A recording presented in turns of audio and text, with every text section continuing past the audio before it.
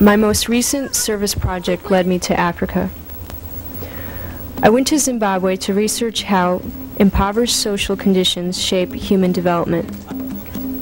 At the same time, I hope to contribute to improving the situation by helping to build a community health center and interacting with the children.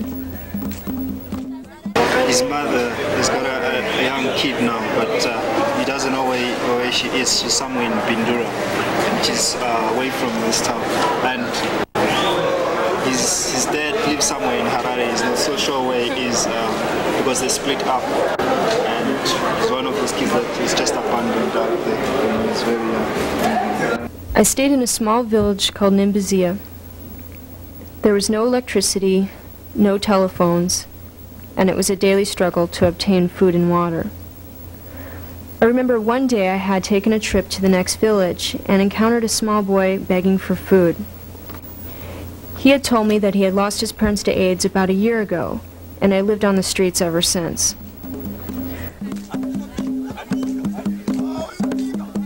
What we mean by the holistic approach is, like he said, our program is the first of its kind. When we first initiated, we were targeting on the child only. But then we discovered that working with the child isn't the root problem. So we also started working with the families as well as the communities where these children come from.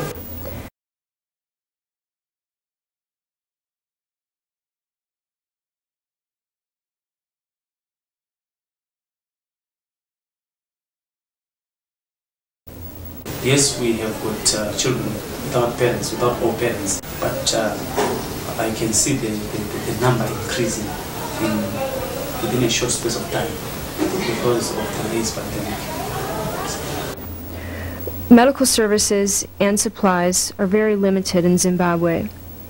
Young children not only suffer from developmental disabilities due to poor nutrition and inadequate social support, but many children suffer from serious diseases which go left untreated.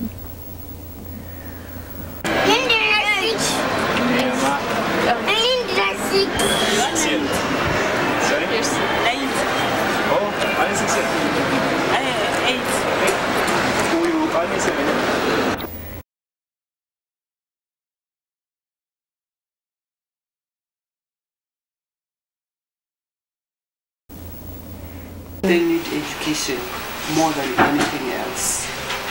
Okay. And then also they need love. And they need to be treated like any other child.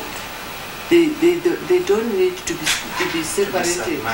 Harare Street Children Organization is one drop-in shelter where these children can receive a place to temporarily sleep, obtain food and clothing.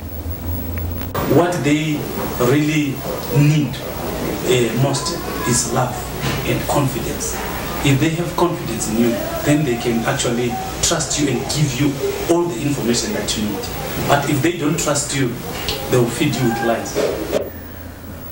Most of the children and adults infected with HIV are not aware of their condition since there are not adequate health facilities to be tested.